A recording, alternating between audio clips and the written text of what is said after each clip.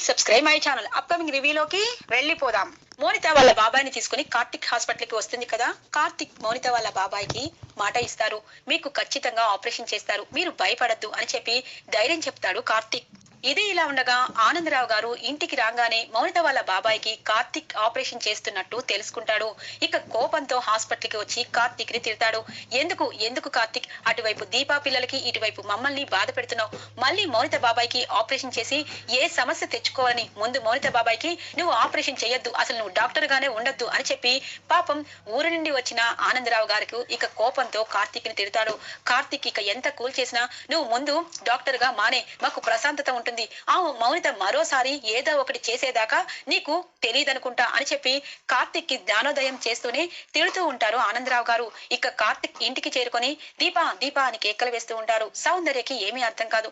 చూడు మమ్మీ, మళ్ళీ మీ అందరికి దీప నూరిపోసిందా, ఆ మౌనిత వాళ్ళ బాబాయికి ఆపరేషన్ చెయ్యొద్దని చెప్పి అంటూ ఉంది. ఇదిగో డాడీ రాగానే ఆ మాట చెప్పింది, నా పైన అరుస్తున్నారు అని చెప్పి దీప పైన తప్పు పట్టినట్టు మాట్లాడతారు కార్తిక్. ఇంట్లో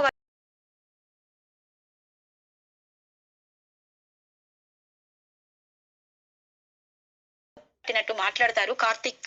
ఇంట్లో వాళ్ళకి అర్థం కాదు, అదేంట్రా దీపని తప్పు పడుతున్నావు, ఆ మౌనిత ఎన్ని చేసిందో నీకు తెలుసు కదా అని అంటుంది సౌందర్య. కొత్తగా మాట్లాడుతున్నావు ఏంటి కార్తిక్ అనగానే, దీప నీ వల్ల కష్టాలు పడింది, కష్టాలు అనుభవించింది, నీకోసమే ఇన్ని చేసిన దీపని ఇలా మాట్లాడుతున్నావేంటి, ఎవరు నూరిపోసారు నీకు అని అడుగుతుంది.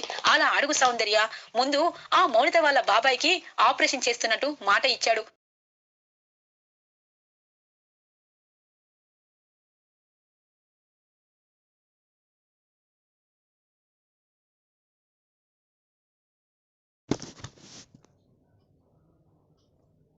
అడుగు సౌందర్య, ముందు ఆ మౌనిత వాళ్ళ బాబాయికి ఆపరేషన్ చేస్తున్నట్టు మాట ఇచ్చాడు. ఒరే పెద్దోడా, మళ్ళీ నువ్వు కష్టాలు పడాలని కోరి తెచ్చుకుంటే ఈసారి నేను ఊరుకోను అని అంటాడు ఆనందరావు గారు. చూడండి డాడీ, చూడండి మమ్మీ, నేను ఒక డాక్టర్ని, పేషెంట్ అపాయంలో ఉంటే ప్రాణాపాయ స్థితిని తగ్గించాలి డాక్టర్, అలాంటి డాక్టర్ మౌనిత వాళ్ళ బాబాయి, మౌనిత చుట్టాలు ఇది అని చూసుకోకూడదు మమ్మీ. అయినా మౌనిత నేను వాళ్ళ బాబాయికి ఆపరేషన్ చేస్తానంటే అన్ని మానేస్తాను అనింది, ఇక అన్ని మానేస్తాను అంది కాబట్టి ఆపరేషన్ చేస్తాను అంటున్నాను. ఈ విషయాన్ని పెద్ద రాద్ధాంతం చేస్తే ఆ మౌనిత ఇంకొక ప్లాన్ వేసి మరింత ఇబ్బంది పెడుతుంది మమ్మీ అని అడుగుతారు. అంటే మౌనిత దగ్గర నువ్వు భయపడుతున్నావా, తప్పు చేయకపోయినా భయపడ్డం ఎప్పుడు అలవాటు పడింది కార్తీక్ అని అడుగుతుంది. మమ్మీ నేను భయపడట్లేదు, దుష్టులకి దూరంగా ఉండాలి అంటున్నాను. తనంతట తనే వచ్చి అడిగింది, మానేస్తాను, బస్తీ నుండి ఖాళీ చేస్తాను అన్నప్పుడు ఇక మనం ఆపరేషన్ చేస్తే సరిపోతుంది కదా మమ్మీ అని అడుగుతుంది. అర్థమైందిరా, ఆ మౌనిత మరోసారి నిన్ను నమ్మించింది, అది ఏది చేసినా వెనకాల ఎంత ప్లాన్ ఉంటుంది అన్నది నీకు తెలియడం లేదా అని అడుగుతుంది. ఏది ఏమైనా మమ్మీ, నేను వాళ్ళ బాబాయ్ బాబాయికి ఆపరేషన్ చేస్తాను, ఎందుకంటే మీరు అనుకున్నట్టే నా వల్ల దీప ఎన్నో కష్టాలు పడింది, నా పిల్లలు పేదరికంలో అనుభవించారు, ఇక ఆ మౌనిత ఇది ఒక్కటి అడిగింది, ఇది చేసేస్తాను, మళ్ళీ వాళ్ళకి కష్టాలు తేవడం నాకు ఇష్టం లేదు మమ్మీ అని అడుగుతాడు కార్తీక్. ఇది ఇలా ఉండగా డాక్టర్ భారతిని కలుస్తుంది దీప. ఏంటి దీప, చాలా రోజుల తర్వాత వచ్చినట్టు అనిపిస్తుంది, ఇప్పుడు నీ ఆరోగ్యం బాగుందా అని చెప్పి కంగారు పడుతుంది.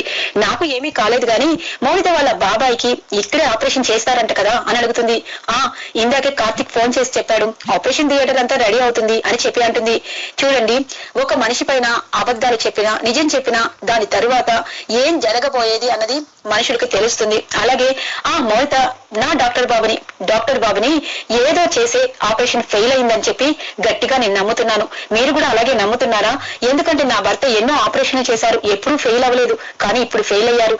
ఇప్పుడు మౌనిత బాబాయిని కూడా తను పదంగా పెట్టి డాక్టర్ బాబుతో తప్పు చేస్తుందని నాకు అనుమానంగా ఉంది అని అడుగుతుంది.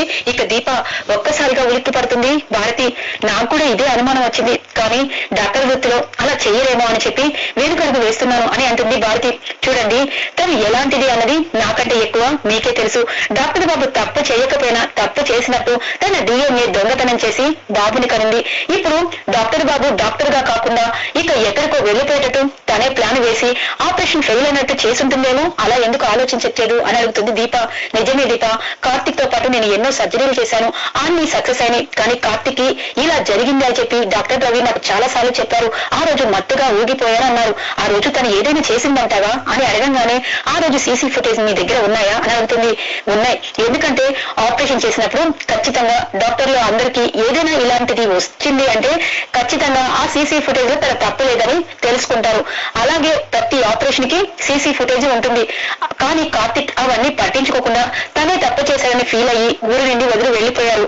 అంటే ఆ రోజు ఏదో జరిగిందని మీకు అనుమానంగా ఉంది కదండి అని అడుగుతుంది. ఖచ్చితంగా అని చెప్పి అంటుంది.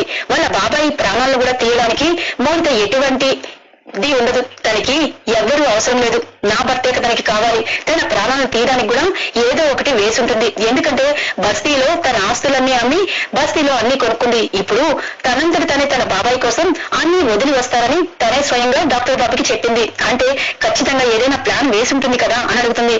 వేసే ఉంటుంది. ఈసారి వాళ్ళ బాబాయ్ ప్రాణాలు మౌనిత తీసేస్తుందేమో అని చెప్పి భయపడుతూ ఉంటుంది. భయపడద్దు, వచ్చే విపత్తుని ఎదుర్కొనాలంటే ముందుగా మనం ఏదైనా చెయ్యాలి. ఎందుకంటే తర్వాత చేతులు కాలేక ఆకులు పట్టుకోలేం కదా. అందుగురించి ఇక్కడ ఆపరేషన్ జరుగుతుందని మౌనితకి తెలియనివ్వకూడదు. ఆపరేషన్ థియేటర్ వేరే చోటికి షిఫ్ట్ మీరే చేయాలి. ఎందుకంటే తన బాబాయ్ ప్రాణాలు మీరే కాపాడాలి అని అంటుంది. అవునా, మౌనిత అంత ద్రోహం చేస్తుంది, ఖచ్చితంగా చేస్తుంది. కానీ కార్తిక్ నువ్వు చెప్తేనే నమ్మటం లేదు, నేను చెప్తే ఎలా నమ్ముతారు అనగానే చూడండి మీరందరూ ఫ్రెండ్స్, తన బాబాయ్ ప్రాణాలు కాపాడాలి అంటే ఇలాంటి ఏదైనా చేయాలి. ఆపరేషన్ థియేటర్ రెడీగా లేదని తనకు తెలియకుండానే వేరే చోట షిఫ్ట్ చేయండి. అలాగే ఆ రోజు సీసీ ఫుటేజ్లని నాకు ఇస్తారని హాస్పిటల్కి వచ్చాను అని అంటుంది. ఇక దీప ఖచ్చితంగా ఇస్తాను, కావాలంటే మనమే చూద్దామా అని చెప్పి ఇక ఆ రోజు జరిగిన సీసీ ఫుటేజ్లని భారతి దీపకి చూపిస్తూ ఉంటుంది. ఇక కార్తిక్ దగ్గరకు వచ్చి పేషెంట్ భార్య కాలు మొక్కడం, కార్తిక్ తనకి మాట ఇవ్వడం అంతా జరుగుతుంది. తర్వాత కార్తిక్ ఇక తన రూమ్ లోకి వెళ్ళంగానే కాఫీ తీసుకొస్తుంది నర్సు. అప్పటి నుండి కార్తిక్ కి తూగుతూ ఉన్నట్టు తెలుస్తుంది.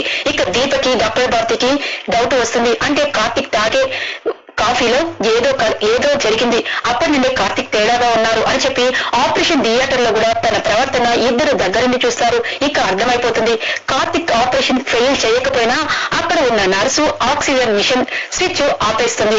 అప్పుడు ఆ పేషెంట్ చనిపోతారు. ఇక మౌనిత ప్లాను ఇలా వేసిందని తెలియకపోయినా ఆ నర్స్ అనేవారు అలా ఎందుకు చేశారని డాక్టర్ భారతి షాక్ అయిపోతుంది. ఇప్పుడు అక్కడున్న నర్స్ ఉన్నారా అంటే కార్తిక్ తప్పులేదు, ఇది ఎవరో ప్లాన్ గా చేశారు అని చెప్పి అంటుంది. నాకు అర్థమైంది, అందుగురించి ఆపరేషన్ థియేటరే మార్చమంటున్నాను అని చెప్పి అంటుంది దీప. ఇక డాక్టర్ భారతి దీప కార్తిక్ కి ఏ విషయం తెలియనివ్వకూడదు. ఆపరేషన్ అయిపోయాక మౌనిత నిజ స్వరూపం మనమే బయట పెట్టాలి. ఈ విషయం తెలిస్తే మౌనిత ఇలా చేసిందని తప్పించుకుంటుంది. ఇదిగో వీళ్ళ బాబాయ్ విషయంలో సేమ్ ఇలాగే చేస్తే అప్పుడు సాక్ష్యాలతో పట్టుకుందాం దీప. ఎందుకంటే నేను డాక్టర్ని, డాక్టర్ అంటే దైవంగా చూస్తారు. అలాంటి డాక్టరే తనకు తెలియకుండానే తను తప్పు చేస్తే నిజంగా అది చాలా నరకం. అందుగురించి కార్తిక్ వెళ్ళిపోయారు. నీకు నేను మాటిస్తున్నాను, ఈసారి వాళ్ళ బాబాయ్ ప్రాణాలు నీతో పాటు నేను కూడా కాపాడబోతున్నాను అని చెప్పి దీపకి మాట ఇస్తుంది డాక్టర్ భారతి. ఇదే విషయం డాక్టర్ బాబుకి చెప్పొచ్చు, సీసీ ఫుటేజ్ చూపించొచ్చు. కానీ డాక్టర్ బాబు ఇప్పుడు నమ్మటం లేదు, ఎవ్వరికి తెలియనివ్వకూడదు అని చెప్పి ఇక మాటిచ్చి ఇంటికి బయలుదేరుతుంది దీప. ఇది ఇలా ఉండగా ఇక దీప ఇంటికి వస్తుంది. కార్తిక్ ని చూస్తుంది. ఏంటి వెళ్ళావా, మౌనితకి వార్నింగ్ ఇచ్చావా అని అడుగుతారు. ఏంటి డాక్టర్ బాబు, మౌనిత ఇంటికి నేనెందుకు వెళ్తాను అని అంటుంది. అయినా తనని ప్రతిసారి నమ్మి మోసపోవడం నీకు అలవాటైంది కదా డాక్టర్ బాబు అని అంటుంది. దీప ఆపు, ఒక ఆర్టిక్ పేషెంట్ తను ప్రాణాలపైన తనకే నమ్మకం లేకుండా భయపడుతున్నారు. అప్పటికి మౌనిత ఇక్కడ ఎన్ని వదిలేసి వెళ్ళిపోతానంటుంది. నువ్వు మళ్ళీ పెత్తనం తీసుకొని మళ్ళీ తనని రెచ్చిపోతే ఈసారి కష్టాలు మిమ్మల్ని పెట్టారని నేను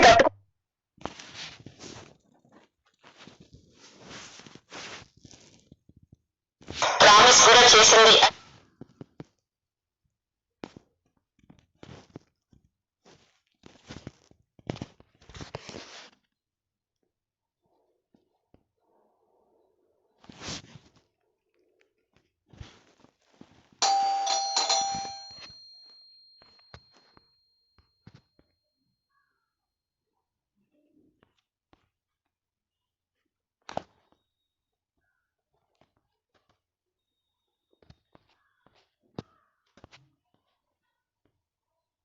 పెట్టారని నేను తట్టుకోలేను అని అంటారు. ఆపండి డాక్టర్ బాబు, మౌనిత గురించి తెలిసి కూడా మీరు నన్ను నిందిస్తున్నారు అంటే మళ్ళీ మీకు మౌనిత పాజిటివ్ గా ఏదో చెప్పే ఉంటుంది అని అంటుంది. ఇక దీప నువ్వు వేరే విషయాల దగ్గరికి వెళ్ళదు.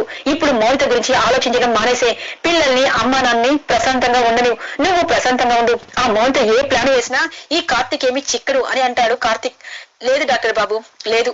మిమ్మల్ని మళ్ళీ తను ఏదో ఒకటి చేసిందని మీకు అర్థమయ్యేటట్టు త్వరలో నిరూపించబోతున్నాను. ఈ విషయంలో నన్ను మీరు ఆపినా నేను ఆపను. మీతో పాటు బస్తీ జనాలకు కూడా ఏదో చేసిందని నాకు అర్థమైంది. కానీ ఒకటి మాత్రం నిజం, వాళ్ళ బాబాయ్ ప్రాణాలను మాత్రం కాపాడుతాను, ఖచ్చితంగా కాపాడుతాను అని అంటుంది దీప.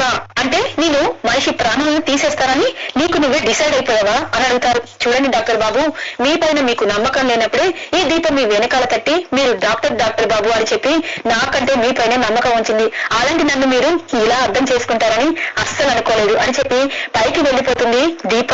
ఇక ఆనందరావు గారు అంటారు, ఏరా కోడలు చెప్పిన దానిలో ఏమైనా తప్పు ఉందా? అసలు నువ్వు ఏమనుకుంటున్నావు?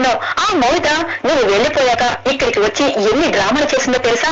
ఆఖరికి తన కొడుకుని కూడా మేమే ఎత్తుకెళ్ళామని చెప్పింది. కానీ తన కొడుకుని కూడా పట్టించుకోకుండా వాళ్ళ బాబాయ్ ప్రాణాల పైన, వాళ్ళ బాబాయ్ ఆపరేషన్ మీద తనకి ఎందుకు అంత ఇంట్రెస్ట్ ఉందో అన్నది ఆలోచించరా, ఆలోచిస్తే తెలుస్తుంది అని చెప్పి అంటారు ఆనందరావు గారు. ఇది ఇలా ఉండగా మౌనిత అనుకుంటుంది, ఆ రోజు ఆ నర్సు నేను చెప్పినట్టు చేసింది. కానీ ఇప్పుడు అదే నర్సు అలా చేస్తే డౌట్ వస్తుంది. ఈసారి బాబాయ్కి స్లీపింగ్ టాబ్లెట్లు వేసుకుని హాస్పిటల్ కి తీసుకెళ్తాను. ఆపరేషన్ థియేటర్ లో ఎలాగో తినికి మత్తు ఇస్తారు కాబట్టి రెండు మత్తులు కలిసి బాబాయ్ ప్రాణాలు పైకి పోతాయి. ఆపరేషన్ చేసిన తర్వాత పోయినట్టు కార్తిక్ మరోసారి నమ్ముతారు. అప్పుడు ఈ మౌనితే తను ఆర్ట్ పేషెంట్, కార్తిక్ ఏమీ చేయలేదని చెప్పి మళ్ళీ కార్తిక్ తరపున వాదిస్తుంది. అప్పుడు కార్తిక్ ఖచ్చితంగా నా పైన సింపతి దొరుకుతుంది. అప్పుడు కార్తిక్ తో పాటు నేను ఆ ఇంట్లో అడుగు పెట్టబోతున్నాను. అప్పుడు నాకు ఈ బస్తీ వాళ్ళతో, ఈ బస్తీలో క్లినిక్ తో నాకేంటి సంబంధం? అందు గురించే మాట ఇచ్చాను కార్తిక్ కి.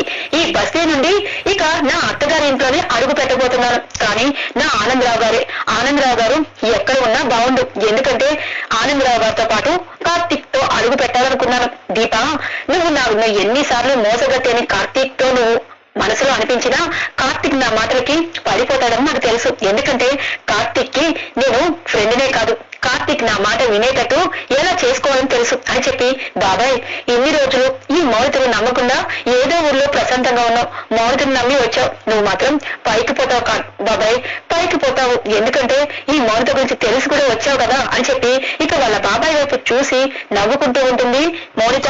డాక్టర్ భారతి మౌనితకి ఫోన్ చేసి, రేపు మీ బాబాయ్ గారికి ఆపరేషన్, ఇక నువ్వు తీసుకురావాలి మౌనిత, ఎందుకంటే టెస్టులన్నీ చేయాలి అని అంటుంది.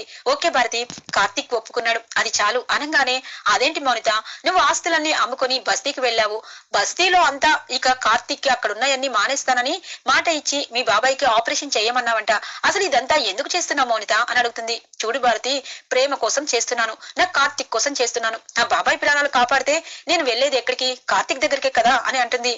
ఈ మౌనిత ఎన్ని పనులు చేసినా కనిపించనివ్వకుండా సాక్ష్యాలనేవి ఉన్నాయి. కానీ ఈసారి మాత్రం దీప ఖచ్చితంగా మౌనితకి జైలు జీవితమే ఇక చూపించబోతుంది అని చెప్పి భారతి అనుకుంటుంది.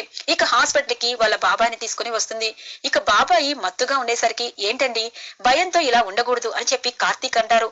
కార్తీక్ అనగానే, చూడండి బాబు, ప్రాణాల కంటే విలువైంది ఏమీ లేదు, నా కూతురి దగ్గరికి వచ్చాను, మిమ్మల్ని చూపించింది, నీ పైన నాకు బాగా నమ్మకం అని అంటూ ఉంటారు.